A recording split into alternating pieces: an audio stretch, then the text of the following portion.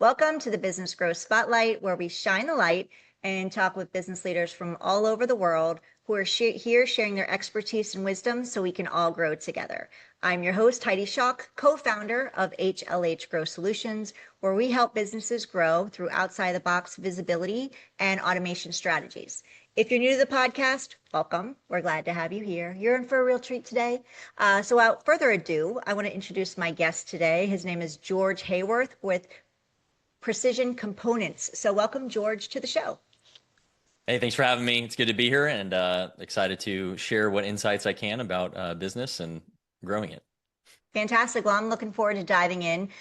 George, before we do dive in, I'm just gonna give everybody a brief background about you, and then we'll rock and roll. So George Hayworth is the managing partner of advisory services at Precision Components. He is a combat veteran and former U.S. Army Field Artillery officer with a deployment to Afghanistan from 2012 to 2013 in the 101st Airborne Division. He continues to service today as an engineer officer in the Army National Guard. His military experience shaped a disciplined, high accountability approach to leadership under pressure that now informs his work with senior executives. Well, first of all, thank you for your services. My pleasure. Thank you for your service. And this is perfect timing because as we're filming, we're moving into the 4th of July. So I know, it's great timing. Yeah, absolutely. So can you tell us, George, about Precision Components, who you serve, and what has allowed your company to continue growing in such a competitive industry? Yeah, so Precision Components is a leadership consulting and advisory company. We have two primary services. One is engagements, live speakers, workshops, those kinds of things. We have a very dynamic team of people with incredible stories and expertise that they kind of do that. And then the other half of the business is what I lead, which is our advisory services. So that's more the deep work, consulting, coaching, really executive business focused. We're a team of people with various backgrounds, generally focused on the human capital within business, but of course we can advise a little bit beyond that. What I personally do with my clients is I diagnose, I don't motivate. So, executives, they have a million things on their plates, a million worries and concerns, and it's lonely at the top. Who do they go to work through the things that they're maybe afraid to admit? And so that's what I provide them is clarity. And then I leverage that background both in the military as well as my corporate experience leading large P&Ls and strategic sales to really help them grow their business from their seat as the senior executive. And really you do that by investing in your people, building a strong culture. And I know those are buzzwords, but if you do it effectively, it creates the business that runs while you're sleeping. And so that's what I help them do. And then my team as well, we do similar things there. And it just kind of depends on each specific client and the specific needs they have. Is your clients you work with, are they pretty agnostic, or do you focus on one specific industry? No, it's pretty much across the board. So personally, I've advised clients everything from steel manufacturing to, making vehicles to airlines to hotel. I mean, I've been all over the map in terms of the clients I serve, mortgage, insurance, that kind of stuff. It's pretty much all over the board. And the reason that works is because leadership is kind of a universal challenge. And, whether you're an organization of 5 people or 5,000, there's some common threads that everyone struggles with if you haven't done it before. And so a lot of us have done it before. We have built our own companies and then merged into Precision Components and leverage that experience to help people kind of in the same growth hurdle themselves. So the industry is almost irrelevant. Obviously, there's some nuance to each one. But when it comes to being that executive operator that leads the team and builds the team, there's some fundamental things that everyone has to do regardless of your industry. Yeah. And I like what you said, like it's lonely at the top and those people need someone to, support them. Yep. And a lot of times they don't have it. So you fill that gap and that need. So Definitely. one of the leadership topics that you're passionate about is command, presence, and emotional regulation. So why are those qualities so important for leaders today? And how do they influence the culture and performance of an organization? Yeah. So, I mean, as senior leader, you are solely responsible for setting the culture of your team. And so that, we're talking about business, but this is so universal. It applies to a sports team. It applies to a military unit. It applies to being a parent at home, right? Whatever leadership kind of presence you're creating is what everyone else is going to emulate. Now, everyone still has their own personal responsibilities, but it starts with you. And so emotional regulation is so key to that, because if you are dysregulated, right, you're up and then you're down, you're left and then you're right, you're hot and then you're cold, how does your team know to be around you, right? It's a very toxic environment. Everyone walks on eggshells. And so your job as the top executive or the leader of a large team is to be as steady as possible. And so that's where I really work with teams, executives and teams. And I know this because I used to struggle heavily with this. I was a very, emotionally dysregulated individual. And as I've grown in that area, everything I've done in my life has improved drastically, especially my role as a leader, both in the military and in business. So that's one of the key areas I focus on quick because it produces massive results. When you become more steady and approachable, your team can now lower their stress level and focus on the things they need to tackle that the business needs them to do. Mm.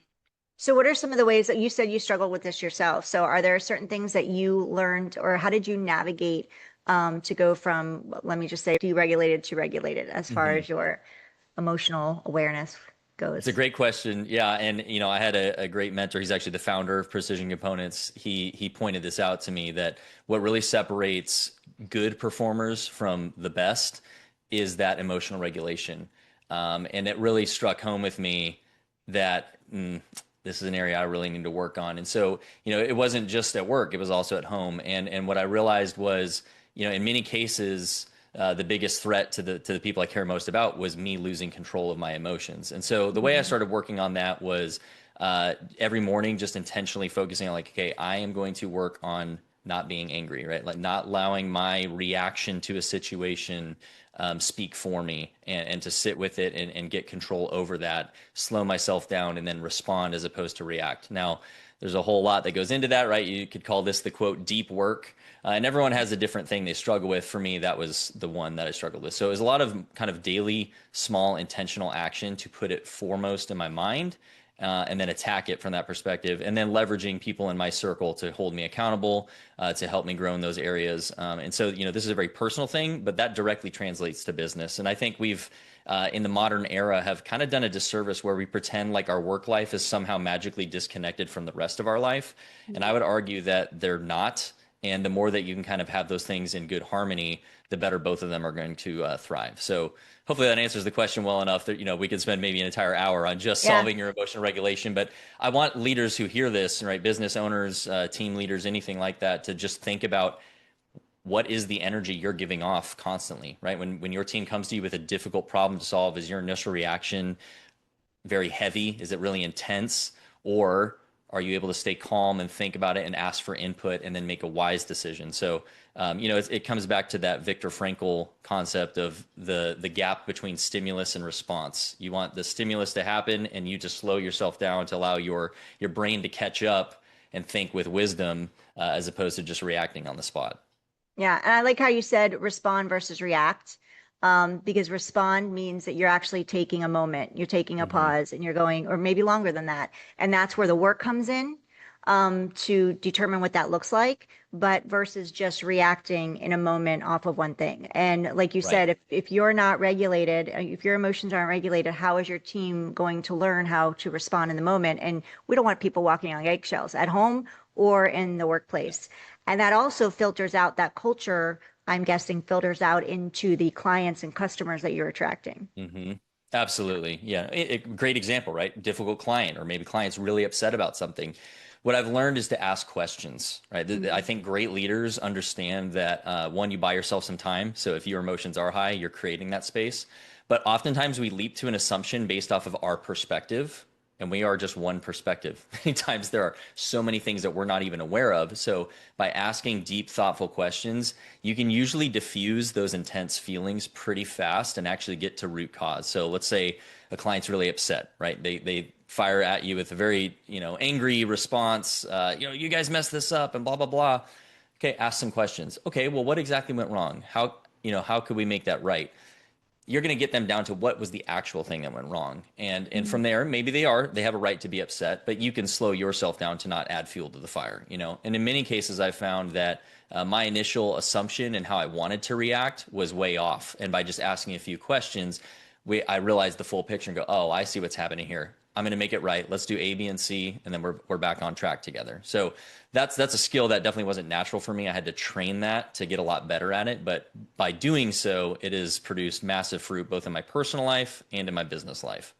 Yeah, and the world moves so fast right now, and everybody has so much access to everything with our phones and the Yeah. computers. It seems like we're always needing to be on.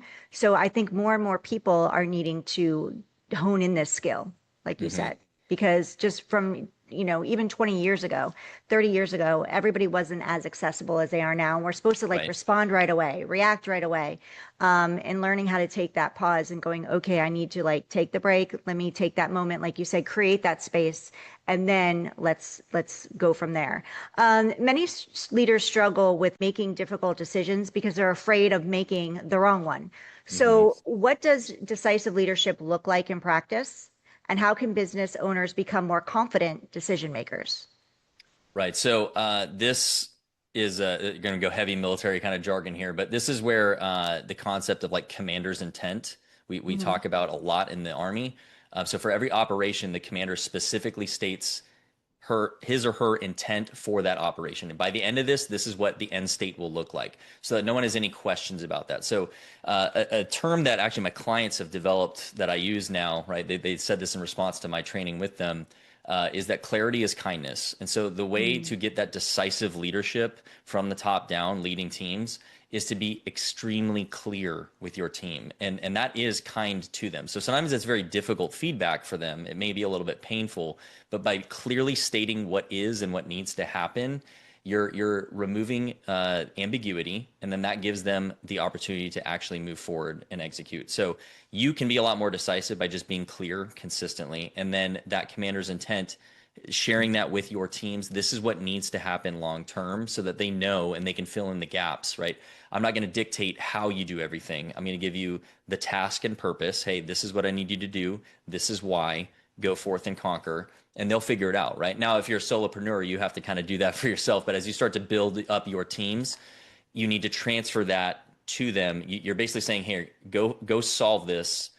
The how is up to you. I'm here to support. And then you need to trust them to follow through. So that is where I think real decisiveness comes through. And then as the top executive, that's why working with someone like me accelerates that process, because instead of you just sitting up there by yourself in your own head, carrying all these things, you're going to be able to bounce it off someone like me and kind of pressure test your Yeah. thoughts and actions. And then with confidence, lead with your team, because you'll have worked through it with someone that is going to try and poke the holes in it, as well as confirm the things you're doing well. That's the ironic thing, is most of my clients already know what they need to do. It's just they've never had anyone be like, that's exactly the right thing to do. Continue mission. Great job. And it sounds a little woo woo, but that's actually what they need, because we start to doubt our own abilities. Any one of us is susceptible to this. It's not a character flaw. It's not a weakness. It's when you're isolated alone at the top, which is the burden of command. If you have no one to really kind of weigh that with you, who's neutral to the Right. situation and isn't playing favorites, um, it's very tough to know for certain you're doing the right things. So hopefully that answered the question well. But Yeah. this is a very common thread I see. Doesn't matter how big the organization is. This is a very natural human response that we all carry with, like, I think I'm doing the right thing, but I'm not exactly sure. So It's always nice to have that sounding board, and no matter where you are in your business, but the more at the higher to the top you are, and the less people you can bounce ideas off, the more you possibly need it. And so mhm. your team and you support them in that. And you also, I'm sure, give them, communication support as well. Like maybe Right. the way they're going to communicate it may not be as effective as they Yeah. think it is, right? There's many different perspectives. So you're there to support them in that area as well. Yes. Yep. And the I final love thing that. I'll say about like decisiveness is, um, and I think in the corporate world, this has kind of been watered down, and so it's not very effective, but a very clearly defined set of values that the team is going to follow through, right? Again, it doesn't Mm. matter if it's a business, a sports team, a military unit, any cohesive unit has to submit themselves to a set of values that are shared across the entire organization. So the chief executive is also in submission to these values, right? If your values are integrity, discipline, and taking care of the customer, everyone has to do that. No one's above the law, so to speak. And so, as the senior leader, if you are certain that everything that you're doing is in line with those values, then move forward with confidence and drive those values. You're the standard bearer for the business, and then you need to hold your team accountable to those things. And so that helps with decisiveness a lot too, because you know that you're not doing this just because it's what you think is best. You're submitting yourself to kind of this higher echelon of authority that drives everybody in the business. And when you do that well, that's where culture starts to build, is because everyone gets on board with that, and it creates a lot of consistency, which also accelerates decisiveness. Yeah, that's the exact word I was thinking of when you were sharing that is consistency. And that's Yeah, important for the team to build that trust too, when they know that something's consistent and it's going through the entire ranks of the organization, right. right? And And that that's the word is a irony big too. word. Well, and it's the irony about like senior leadership is you think that, oh, the CEO of this company or the general of whatever is the best operator of the business. And the irony is they're probably not, right? So, like, Mm. for example, right now, I serve as a battalion's operations officer for an infantry company. I'm not qualified as an infantryman yet. I'm going to the school. Um, I'm not the best infantryman in the unit, nor will I ever be. What I need to be the best at is planning and mitigating problems before they happen so that the really good infantrymen can go, take care Yeah. of business, right? And so the CEO does the same thing there, where you don't have to necessarily be the most talented, the most intelligent, the most whatever, insert the blank. You just need to be the most effective, steady leader that sets that tone and helps the really talented people in your organization maximize their abilities. And Mm. that's kind of the weird thing is if you've come up the ranks, so to speak, maybe like a sales guy who grows up and becomes the sales VP and then one day is like the CEO. Well, you don't need to be the best sales guy anymore. You need to be the best leader of the team. And it's a very different skill set. And a lot of people have a difficulty kind of making that evolution from when you used to be the person closer to the execution of the business to transitioning into that kind of senior visionary leader. So, George, great companies aren't built by one great leader. They're built by developing great people. So, Mhm. what's your philosophy on identifying, developing, and retaining top talent? Again, I think everything we just talked about is a perfect starting point because then people want to be around you, right? That's where you build real influence is by being that steady, trusted leader. Okay, and that applies at every tier of a business. It's not just the top person. But if you do that well, you create that environment where people one want to learn from you, they want to work with you. They're probably going to stick around a lot more because people don't like change. They don't want to have to reinvent themselves somewhere else. So if you cultivate that kind of mentor mentee kind of environment to where they're being developed beyond just the execution of the day-to-day tasks, they're probably going to want to stay.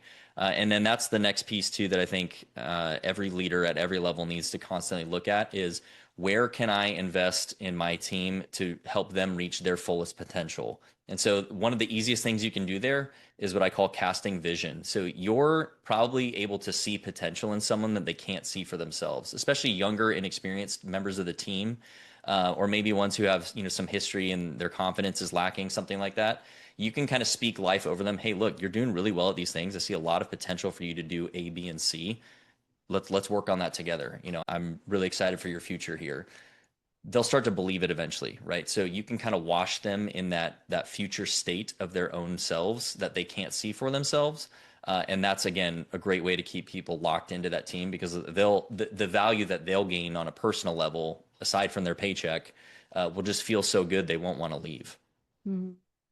And you mentioned earlier the word trust and your team trusting you as a leader.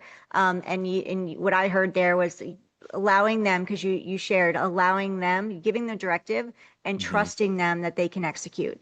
And Yeah. meaning not micromanaging, but allowing your team to be creative Yep. and lean into the things, giving them that, but for lack of a better word, space and that latitude to do what they feel is the right way of completing the task to get the result that you're looking for as a leader and with that directive. And I just wanted to bring that back around to everything you just said, because trust is such a big word and a Hmm. key piece of creating that culture to make so your team believes that you trust them, right? Because Yeah. that's going to allow them to thrive. Yeah, so that ties into kind of like the growth up. If you kind of come up the ranks, so to speak, it's hard to relinquish control, right? We Yeah. like to be in control, and most senior leaders, right? You're very type A driven individuals most of the time. Uh, you like to be in control, and that there's nothing wrong with that. That generally makes a pretty good team leader, but you have to hold yourself accountable and not get over involved. And so that whole task and purpose concept is a great communication style to almost hold yourself accountable to not getting down to their level, right? Hey, I'm going to Mhm. tell you what to do and why, and I'm going to leave the how up to you. Now go forth and execute. And then you have to sit with that and assume the risk of it going wrong. So this is why leadership is an art. It's not a science. You're going to have to kind of ebb and flow with the individual people that you have. It's very nuanced. Some people are going to be very good at this and not so good at that. And so you have to kind of evaluate the overall ability of your team. And your job as a leader is to maximize the human potential of that team. And so, if you have 3 different team members and one is really good at this, well, maybe you put them in more situations so that they can do that. And the other person does this and so on and so forth. But you have to assume risk. And so what you need to decide is what can go wrong and not completely break everything, right? If it's truly a life and death or business ending type of situation, maybe I'm going to be a little bit more involved. If it's smaller items that are maybe a little bit less serious, of course we don't want it to go wrong, but if it did, could we recover? It's probably worth letting them mess it up and learn a painful lesson that they will never make that mistake again, because long term, the growth from that can be pretty immense. Now, again, it's always a case-by-case basis. You need to know and constantly study your own people to know how much rope you can give them. So one of my earliest senior leaders in the military said that the way he led his junior officers was he's going to give you a piece of rope, and you're either going to tie a really fancy climbing knot or you're going to tie yourself a noose, and that what you tie is up to you. And he was right. I mean, and in that environment, I learned a lot. I grew a lot, and I think I tied a pretty fancy climbing knot. But I learned some lessons along the way because he allowed me to try and fail. And if he would have just told me everything to do, I wouldn't have learned those essential lessons. We wouldn't be having this conversation right now. Yeah, and these are great. Like everything you're saying as a mom, it's great that you said business is not far from your home life, and everything you're talking about are things that actually can be also implemented in your home life with your children, Agree because we completely. do want to give them rope to grow, but we also want to keep them safe. So everything you're saying, not only in business is it resonating, but also for me personally, it's resonating too, and I know it is for people listening on both sides of that coin. So operational excellence is critical, but companies also need consistent sales growth. So I'd like to talk about sales a little bit. What strategies have been most effective in helping Precision Components continue growing its customer base and building your long-term relationships? It's a combination of things, but with what we do, it's so driven by people and kind of investing and motivating and inspiring people. It's heavily relationship driven. So I think the first piece of advice or thing to listen to in this episode is not necessarily specifically what I've done, but understand who your market is. Who are you actually speaking to? What actually resonates with them? Like, I personally speak to CEOs. That's like my ideal client is a CEO of a company. The size is almost irrelevant. What does a CEO care about? Very specific things, right? The way you would talk to someone wanting to work on their marriage is going to be drastically different than how I need to talk to a CEO, right? It's just how it goes. So you need to know first and foremost, who are you actually trying to serve? Lock in on that and find that message, right? So with that, we've done a lot of analysis in terms of who we actually serve and why, right? It's organizations, it's businesses, it's governments, it's professional sports teams. It's kind of these very different environments. And there's some common threads in each. And so the things that we focus on is what that actual avatar needs. Now, everyone who's in sales understands that what I just said is kind of like table stakes. But I just want that to be clear because a lot of times people will watch something like this or listen to something like this, or they see Alex Hormozy say a thing on Instagram like, oh, I'm going to go do that. It's like, well, it's a mismatch though. Who are you actually serving, right? So with that, I personally do a lot of relationship focused things, right? So I share content or things that I personally believe in, am inspired by. Kind of like what you see is what you get. I try to be very authentic. I'm not trying to put on some false persona. Hey, this is me. This is the things I've learned. A lot of it through blood, sweat, and tears. If you'd like to learn more about it, here you go, right? Follow along. And then from there, conversations naturally happen. And I'm more of a coach, right? So this is kind of how that world works. If you have a very defined product or service, push it out there, right? Like, this is what we do. This is how it makes your life better. Be very explicit about that. And if someone has a problem with it, they're not your customer, and let them go, right? That was one thing I had to learn very quickly, is that I'm not going to be for everybody. And I need to not take it personally. If a bunch of people want to post nasty things about you on the internet because they dislike your service or product, okay, they were never going to buy from you anyway. Don't try and appease that person. Find the people who actually need what you have and want what you have to offer, and then give it to them. And if other people have opinions about it, that's their problem. So hopefully that, succinctly answered the question there. But for me personally, it's heavily relationship driven. Everything is an invitation. Hey, you seem to be struggling with this in your business. Would you like some help with that? Yes, I would. Okay, great. Let's hop on a strategy call. Complimentary, no strings attached. Let's solve that problem for you, right? And if I can do that, if I can provide a powerful insight and a powerful experience for a top executive in a single hour, then they'll go, how do I do this more with you, right? So that's my personal approach. It's very tailored to my niche, very tailored to my audience. So that may not work for you depending on what you're selling. Yeah, you made so many good points, and I've told my clients before as well, like when you're putting out your content, your messaging, you need to get clear on who you are, who Hmm. you serve, how you serve them, the problem you solve, and how you solve it. And at the end of the day, stand on that and stand on your beliefs, get clear on what your values are and your core beliefs, and lead with integrity. And when people do leave your community, they were never, like you said, it's okay. You're not going to be for everybody. And that's what you want. You don't Yeah. want to come around as helping everybody, because if you do and you're all fluff, then nobody's ever going to work with you because they Yeah. don't know what you stand for. And that's really, really a key piece. And don't get offended if people do not resonate with you, or you get negative comments. Because if you are, then you're really clear. That means you're really clear on your product, on your Yeah. service, on your business, and on your, what you stand for. So I love that you brought that up, because I think a lot of people can get stuck in the negative, versus in the positive, and really focused on, if they don't get the sale or they get the no, and it's okay. They, like you said, they weren't going to work with you anyway. Right. Focus on the people that do need your product, do need your service, do need everything that you have to offer. But Hmm. getting clear on what that is really key to start with. Yeah. Yeah.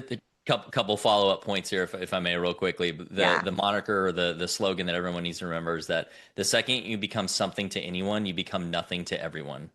Right. So the second you become something to anyone, you become nothing to everyone. So what is the one thing you actually are for the specific group of people who need it? Go Mhm. sell that, solve that problem, grow that solution for that problem. And then over time, right, things can evolve based off of your growth. But know what you are and also know what you're not. And Yeah. then remember So that the good. internet is not real. So if selling is your responsibility with whatever size company you're in, maybe it's the thing you started, so it's very personal for you. Remember the internet is not real, right? So some people just love to be negative online, and that's fine.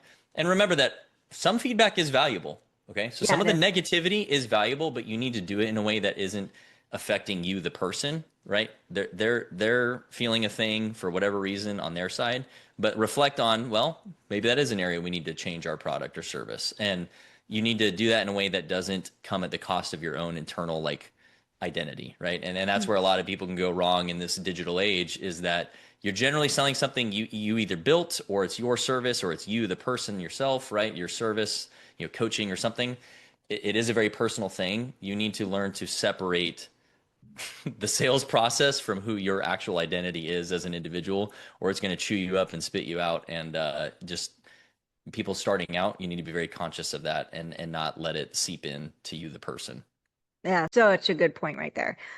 So I want to talk about AI a little bit, George, because it's Sure. here, and I always like to at least talk about it one small segment of the podcast, because it is related to business growth, Hmm. and I'm curious of what, like, how you all are using it as well. So how are you using AI within Precision Components today?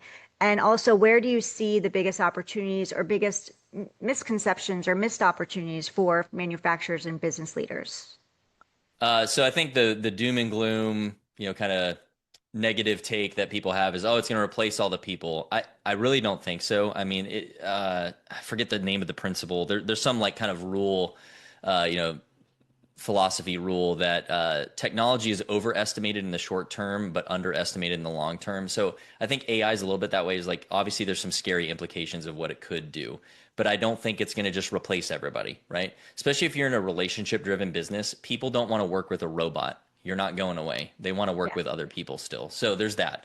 The way that I think most people, if you're just starting out and you don't really know how to use it, and grain of salt here, I'm not like some AI expert. This is just how I manage it, is to accelerate mundane processes for you. So, for example, let's say you're starting out, or you want to start like posting more on socials to attract new clients. Don't go try and just solve it all on your own. Train a bot about your company, about your service, about your product, right? Give it some information about you. The more, the better. And then ask it, hey, if you were me, what would you do to start attracting new clients, right? Use it as a thinking tool, not outsourcing your thought, but to help you generate your own thoughts, right?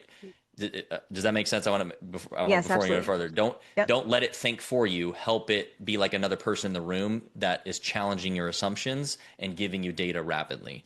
The other thing I'll use it for a lot is, load transcripts. I'll prompt it to be like, okay, hey, this was our conversation. What did I miss? What are some areas that you see that this person's struggling with? Whatever, right? There's a lot of implications there about give it some data and ask it to summarize it rapidly so you can again get to your conclusions faster. So use it to compress time, not to think for you. That's a huge Mhm. distinction. And the more that you learn how to do that, you'll kind of figure out just by doing better ways to implement it. And then if you're really skilled or want to leverage someone's services in this area, right? There's like all these extra applications where you can have like an agent that works with another agent that does the thing and here's the whatever and crunches the data for you and gives you a report, right? That used to take 5 people to analyze things for hours, and now it can do it in 5 minutes. So if you're just starting out, just try to make it a brainstorm tool, and then from there you can kind of elevate what you do with it. But final answer here, you asked how we're using it. We're using it in that way. I personally do it. The organization's using that way. We're also training it to kind of act like a pseudo version of ourselves in a way, so that we can kind of test run how we would engage with the client, and if that makes sense, right? So we can kind of have it emulate a version of me to see like, does that actually sound right? Do we actually want to say that to clients? That actually maybe not, right? So there's a lot you can do there, and I think those implications will continue to grow where it is like highly responsive, and you can kind of pressure test public facing things privately first, and then kind of adapt from there. So kind of a lot. There's a lot of areas to use it. But if you're not using it, I think it's time to start because it's not going away. And back to using it to compress time, the businesses that are going to own the future are the ones that can compress time really quickly with things like AI. And they understand that it's a means to an end. It's not thinking for me. And the ones that just let it think for them are going to get blown out of the water and you'll be left in the dust, whatever the acronym is there. And Yeah. I think you're going to really regret not learning it now. Yeah, I agree with everything you said there. And it's definitely a tool to support and increase your efficiency and your Hmm. team's efficiency. And to your point of it not replacing people or replacing people, we're seeing now that a lot of businesses that did let go of their teams, a lot of their teams just a year or two ago, because of the coming on of AI, are now going back and hiring because they Right. found that it can't replace relationships and people Yeah. still want to work with people. To your point of people don't want to work with robots, there are certain things that AI can support you in your business and you should use it for that. But when it Right. comes to selling your product or your service, building those relationships, people are still one, that trust factor, that word we keep coming back to, Hmm. that people have a lack of trust these days. And I think once we saw the AI came on the scene in such a powerful, strong way, and for us so quickly, for AI has been around for a long time, but in the online space, in the coaching Yeah. world, and in the business space, it came on pretty quickly. And so people's trust, I think, diminished with that. With the uprise of AI, we're seeing a buyer's trust going down. So it Hmm. takes a little longer for people to make these buying decisions, and that comes with the relationships. And you can't have those relationships with AI and with robots. I think that's where, to your point of use it for the things that it's meant to be used for efficiency and to support your business and your teams in that way. And then make sure you're still building and using your human, that where you guys thrive and share your messaging around is building those relationships and making sure that you're using your teams to support that piece of your growth in your business. Hope I said that right, Yeah, you did. or to Absolutely. where, Yeah. yeah, to where it makes sense and it's clear. Hmm. And we're seeing a lot of new ways with AI too, where for searchability, findability. So things are shifting a little bit too from the SEO that was really important in business growth to Yeah. now AEO. So that's a new area where AI is supporting businesses to be found. So with Right. advertising and marketing, that's a new way that's coming on the scene, which is really, really exciting. Um, Yep. so let's talk about your growth for precision components. Marketing and visibility, wise, what's working best today when it comes to generating new opportunities, increasing your visibility, and positioning your business for future growth? I think it's the combination of kind of traditional sales methods, right? Not like cold calling, but kind of from like the company perspective. Hey, the company's doing X, Y, and Z, right? Leveraging those types of networks, and then a lot of individual, right? So you'll see a lot of product-based companies will do something similar, right? You kind of leverage affiliates or user-generated content, right? So we do the same, right? Everyone on the team is generally a pretty impressive individual in some way, shape, or fashion that generally has a somewhat public profile, so that we kind of leverage our own personal personas to bring awareness to the business services we bring to bear. And again, just know who you are and what you're not. If that's not your wheelhouse, maybe going faceless is a way. Yeah. Study what other companies are doing. Like a great example is Liquid Death. They sell water, but they did this like renegade marketing campaign that's like super memey and kind of out there and wild, and they like exploded in sales.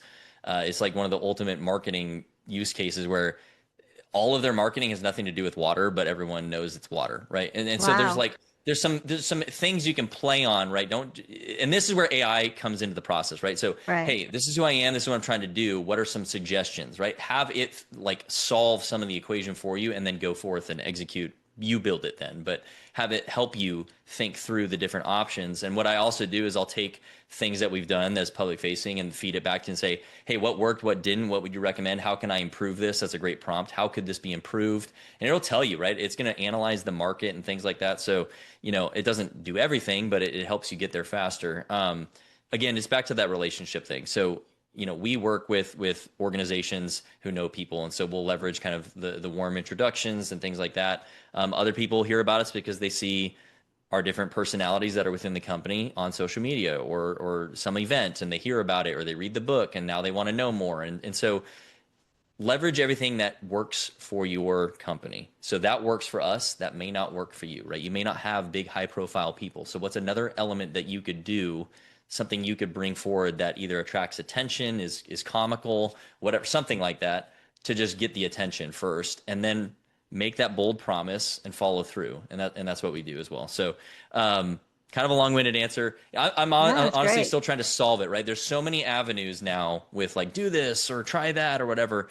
Mhm. I think lock in on one or two things that you can execute against aggressively for 3 to 6 months, and then reevaluate what is and isn't working. But I think a lot of times what's happening now is there's so many things people want to try for their business or this new strategy, that you like try one thing for a week and then you hop in the next thing and the next thing and the next thing, and you never sit with it long enough to actually see if it worked or not. Because Yeah. there is That- some value in staying power, right? Just being consistent for the long haul sometimes is more valuable than optimizing every little 1%, right? And because you confuse your audience then. If you're something every different week, they don't know what you are anymore.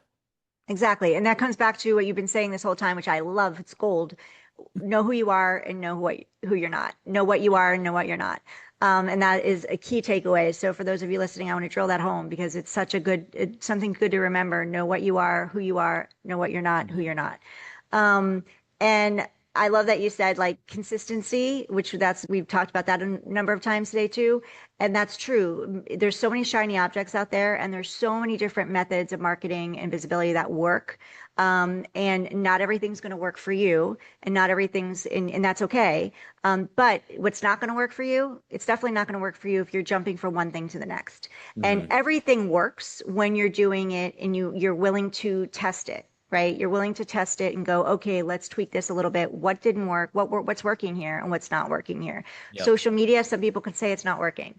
Well, have you done it long enough? Are you consistent with it? Are you showing up on a regular basis? Are you showing up here once a month and then you're talking about something completely different the following month? Just to your point, consistency is key, and stick with one or two strategies, go all in on them, and be willing to test that for a period of Mhm. time. So I love that you said that because we haven't really gone deep on that on this show. And that's one piece of growth that is really, really important. You have a podcast, so I want to talk about that. You also, I didn't know you had a book. So can you tell us about that as No, well? I don't have a book. A lot Oh, of a lot of our members of our team okay. have books though, so they'll see Like, so for example, our founder has a book, and it's called Objective Secure, and it garners a lot of attention. And there's a lot of things that we all believe in and teach and live by. But that's just an example. So I personally don't have a book yet. It's in the works, That's TBD, but one day. But yeah, my point was a lot of our team members are published authors on top of everything else they do. And so, that is something we can leverage, right? They're at these speaking events, they're sharing their book, their friends share the book with someone else, and they learn about us. So that's just something we can leverage. So we're going to, right? yeah, And it'd be foolish not to. So right. that's one of the examples I was trying to highlight of, think a little bit outside the box. What do you have at your disposal? Lean into those things and get results from those. And then when that's stable and you've had some good, growth from that, then analyze the next thing to maybe layer in, right? Don't try and do it all at once. There's a great book I highly recommend for any early stage business, salespeople, entrepreneurs. It's called Ready, Fire, Aim. And they make that eminently clear through that book, where it's the most important thing is to get to the market and to get feedback, because you'll spend a lot of energy trying to solve the wrong problem. You think it's a problem, and then you'll get some feedback from a potential customer. They're like, well, I don't really need that. I need this. And if you just spend a whole year and millions of dollars solving a thing that no one needs, ouch, right? So I'd Yeah. rather fail really fast and learn even faster and then just keep iterating. So treat your sales process that way, but think through ahead of time deliberately, what are the things we can actually leverage? Don't just do what everyone else is doing. Actually think about what makes me different, or what is actually of value to my audience. Then follow that process for a while and then evaluate and supervise and refine. But if you're constantly jumping from one thing to the next, nothing's going to grow, right? If you plant a sapling in the ground, you got to let it grow for a while before it becomes a tree. You can't just keep ripping it up and seeing if the roots are growing. It won't grow. So you can't do the same thing with your sales strategy. I love that analogy. And success leaves clues, which you were talking about earlier. Hmm. Like you said, AI, ask it questions. Like who's doing things Yeah. out there that are working, and let AI support you in that way and help you get creative on ways that can support you depending on what your goals and your product or service are and what your business Yep. does to solve a problem. And I love that you said, ask the questions, do the market research. Too many people will spend time and money building a product, creating a product or their service. Like for coaching, for example, we can create courses and we'll spend a ton of time creating this course before we've ever even found out or figured out if they want it.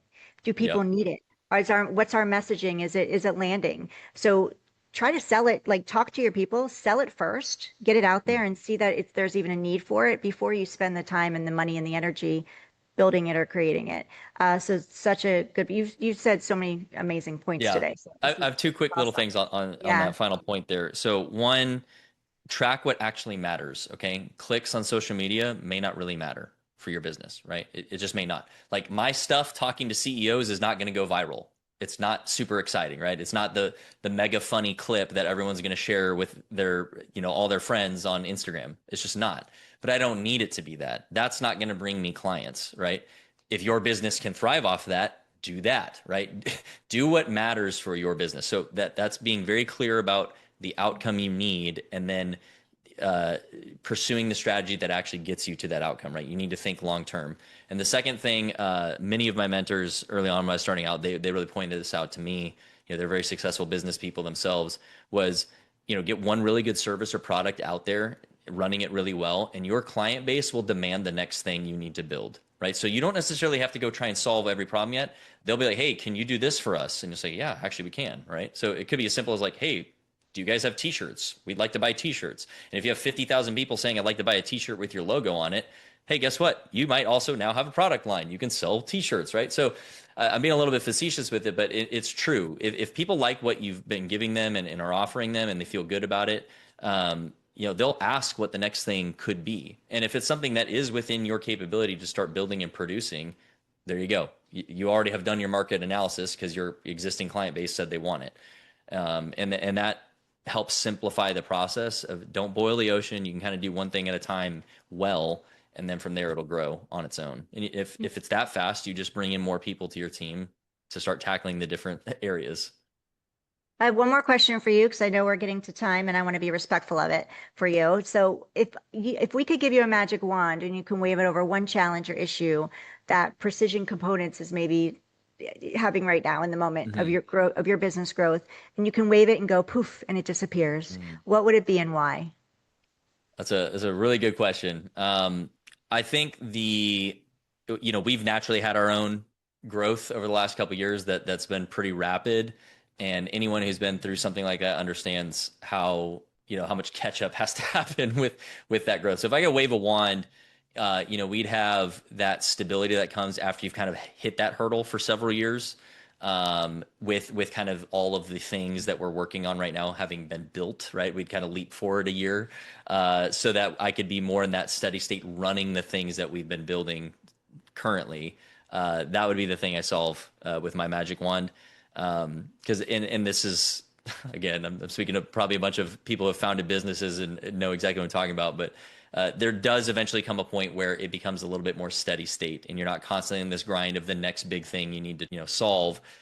That comes with its own set of challenges, but we've been going so far so fast for what feels like quite a while now. It would be nice to kind of hit that plateau a little bit of like, all right, here's the three things personally I'm managing really well. We do it every year. Our clients love it. Rinse, repeat, right? That would be the thing I want to solve. But we're getting pretty close to those. So more to follow. Follow along with me, and you'll see what I'm Yeah. talking about. So let's find out how we can follow you. So how can we connect and follow you and learn more about Precision Components, George? Yeah, so I'm on LinkedIn. If you're listening to this, you're probably more business focused anyway. That's probably the best place. I share insights, lessons, things like that. So even if you don't want to work with me from a client point of view, I've got some nuggets of advice and leadership principles that will probably benefit you. So follow along on LinkedIn. I'm on all the other socials too, but if you're looking for more business focused things, that's probably the best place to reach me. You can also go to precisioncomponentsllc.com, which I'm assuming you have all this in the description of this video, but Yeah. you're interested in learning more about what we do and how we can serve your business, whether it's engagements or advisory, let us know. Yeah. So go to precisioncomponentsllc.com. You can also connect with George. Go find him, George Hayworth, on LinkedIn. We also have all of George's, as he mentioned, all of his links and information inside the show notes and expanded bio, so you can learn more there as well. So if you're driving, don't worry, we've got you. If you're watching us on YouTube, George and I say hello and thank you for being here. If you know anybody that would benefit from hearing George and this conversation, please share this with them. Also, if you're listening to us on your favorite podcast platform, thank you. If you're so inclined and able to leave a review, we would love it. Preferably 5 stars. That helps the podcast platform see that this interview matters to you and will support George and Precision Components on pushing this out to more. So we would love for that if you're, and very grateful for and appreciative of that. If you know of somebody that would benefit from hearing this podcast interview, please share it with them. And George, before I let you go, is there anything else that you'd like to share or say that I didn't get to ask you or we didn't talk about today? Yeah, just to all the senior leaders out there running teams. It feels lonely at the top, I'm sure. I know what the weight of those constant decisions feels like. So if you are looking to actually get some clarity and get some focus in the process of being the leader of that business, let's have a conversation. No pressure, no strings attached. In a single hour, we'll focus on deep insight for you to take and actionize in your business. And I'd be willing to do that completely complimentary and help serve you. So my inbox is open. Perfect. Take advantage of that. It's a free conversation, and that can shift a lot of things for you inside of your business and your leadership. So take advantage of George's offer. George, thank you so much for being here today. It's been a pleasure talking with you and getting to know you. Thank you all for listening to us and being here, and I look forward to seeing you all on the next episode of the Business Growth Spotlights.